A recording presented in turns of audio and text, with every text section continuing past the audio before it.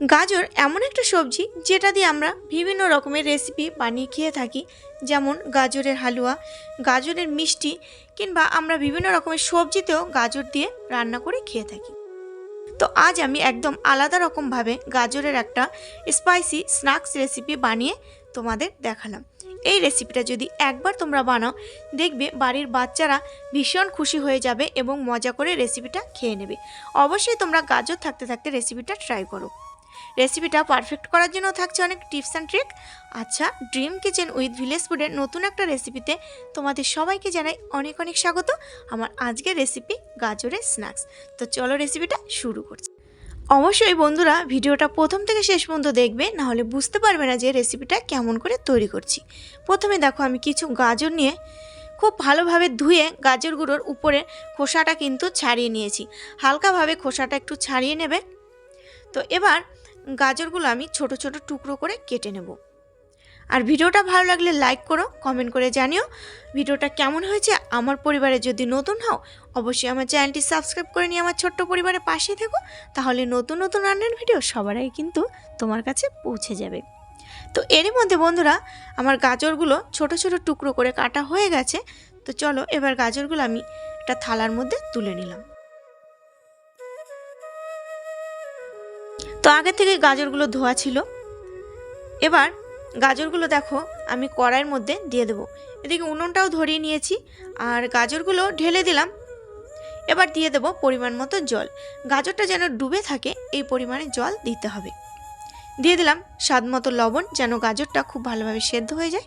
এবার ঢাকনা চাপা দিয়ে আমি 10 থেকে 12 মিনিটের মতো গাজরটাকে খুব ভালো করে সেদ্ধ করে নেব। তো বন্ধুরা এর মধ্যে দেখো আমার গাজরটাও সেদ্ধ হয়ে গেছে। এবার জল থেকে ছেঁকে আমি গাজরটাকে তুলে নিয়ে একটু ঠান্ডা করে নেব। একটা থালার মধ্যে আমি গাজরগুলো তুলে নিচ্ছি।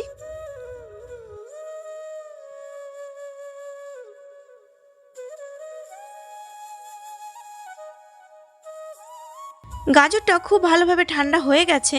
এবার গাজরগুলো চটকে নেব, কিন্তু গাজরগুলো চটকাতে গিয়ে একটু দানা দানা ভাব থেকে যাচ্ছে, যেই কারণে আমি মিক্সিতে গাজরের একটা মিহি ব্যাটার আমি বানিয়ে নেব। দেখো গাজরের মিহি পেস্ট আমি বানিয়ে নিয়েছি। এবার এর মধ্যে কিছু মশলা দিতে হবে। দিয়ে দিলাম 1 চামচ গোলমরিচের গুঁড়ো আর স্বাদ মতো লবণ।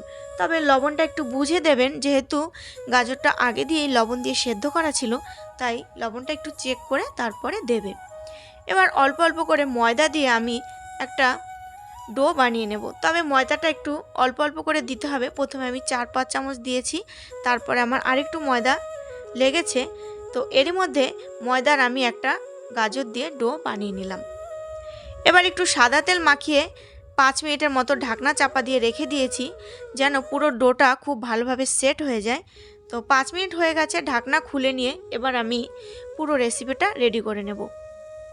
অল্প অল্প করে এখান দিয়ে ডোয়ের থেকে নিয়ে নেব এবং লুচির আকারে, লুচি যেমন করে ভাজি সেই সাইজের ছোট ছোট লেচি করে নেব। খুব একটা বড় লেচি করলে কিন্তু হবে না, যেমন করে লুচি বানাই সেরকম করে কিন্তু এই গাজরের লেচিটা কাটতে হবে। কয়েকটা লেচি আমি কেটে নিয়েছি। দেখতে পাচ্ছ বন্ধুরা, অবশ্যই তোমরা গাজর থাকতে থাকতে বলছি এই রেসিপিটা একবার হলেও ট্রাই করো, দেখবে বাড়ির বাচ্চারা ভীষণ মজা করে খাবে। আর এখান থেকে আমি একটা ডো নিয়ে নিলাম। তারপর দেখো হাতে নিয়ে খুব ভালো করে গোল করে তারপর একটা বোতল নিয়েছি, জলের বোতল। তো এখানে তোমরা তেলের বোতল কিংবা যে কোনো বোতল নিলেই হবে। দেখো এটা বোতলটা দিয়ে আমি খুব সুন্দর একটা ডিজাইন করে নিলাম। এই একইভাবে আমি সমস্ত টিফিনগুলো বানিয়ে নেব। আর অবশ্যই হাতে একটু তেল মেখে নেবে, তাহলে দেখবে খুব সহজেই হয়ে যাবে। এর মধ্যে আমার সমস্ত টিফিনগুলো তৈরি করা হয়ে গেছে, দেখতেই পাচ্ছ তোমরা। আর দেখতে কিন্তু বন্ধুরা খুব সুন্দর লাগছে। আর এই থেকে আমি উনুনটা ধরিয়ে দেখো কড়াই বসিয়ে দিয়ে কড়াইতে আমি দিয়ে দিয়েছিলাম জল। তো জলটাও খুব ভালো করে ফুটে উঠেছে। জলটা কিন্তু অবশ্যই খুব ভালো করে ফুটিয়ে নিতে হবে। আর এই গরম গরম ফুটানো জলের মধ্যে আমি যে টিফিনটা রেডি করে রেখেছি সেটা একে একে দিয়ে দেব।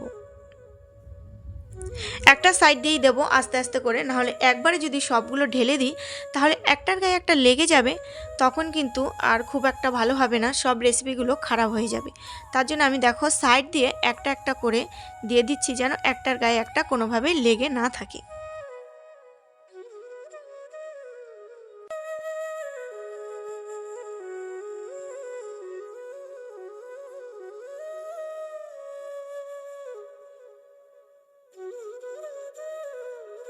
সমস্ত টিফিনগুলো আমি জলের মধ্যে দিয়ে 5 মিনিটের মতো খুব ভালো করে সেদ্ধ করে নিয়েছি।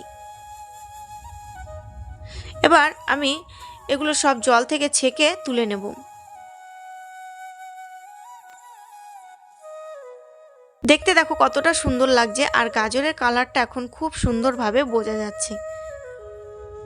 তুলে নিলাম একটা পাত্রের মধ্যে।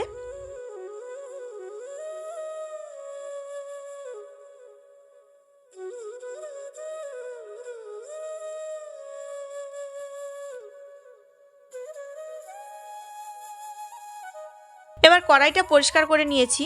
কড়াইয়ের মধ্যে দিয়ে দিলাম সামান্য একটু জল, আর জলের মধ্যে দিয়ে দেবো আমি 2 চামচ কর্নফ্লাওয়ার। কর্নফ্লাওয়ারটা দেওয়ার পরে খুব ভালো করে জলের সঙ্গে মিশিয়ে নেব। দেখতে পাচ্ছ কতটা ঘন ঘন হয়েছে। এর মধ্যে দিয়ে দেবো 1 চামচ চিনি আর স্বাদ মতো লবণ।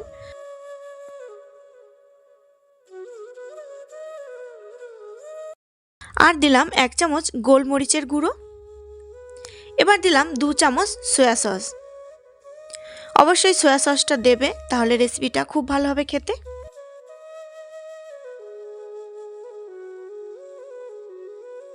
সয়া সসটা দেওয়ার পরে খুব ভালো করে মিশিয়ে নিলাম। এবার দিয়ে দিলাম 2 চামচ টমেটো সস। টমেটো সসটাও খুব ভালো করে মিশিয়ে নিলাম। সব কিছু একসঙ্গে মিলেমিশে দেখো খুব সুন্দর একটা ঘনত্ব তৈরি হয়েছে। এবার যে টিফিনটা রেডি করে রেখেছিলাম সেটা এর মধ্যে দিয়ে দিলাম। দিয়ে দেখো খুব ভালো করে মিশিয়ে নেব।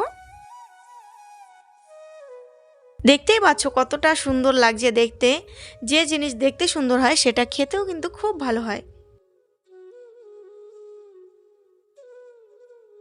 তো বন্ধুরা, রেসিপিটা আমার প্রায় রেডি হয়ে গেছে। তো এবার সবশেষে আমি এর উপর দিয়ে দিলাম সামান্য একটু ধনেপাতা কুচি।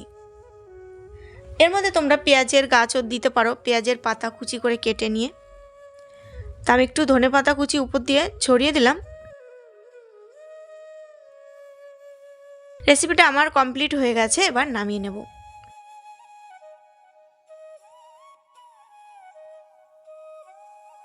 একটা থালার মধ্যে আমি পুরো টিফিনটা ঢেলে নিয়েছি। আর খেতে কিন্তু সত্যি বন্ধুরা দারুণ হয়েছিল। অবশ্যই তোমরা একবার ট্রাই করতে পারো। তো নতুন একটা রেসিপিতে নতুন একটা দিনে তোমাদের সঙ্গে দেখা হবে। ততক্ষণে বন্ধুরা ভালো থেকো, সুস্থ থেকো, বাই।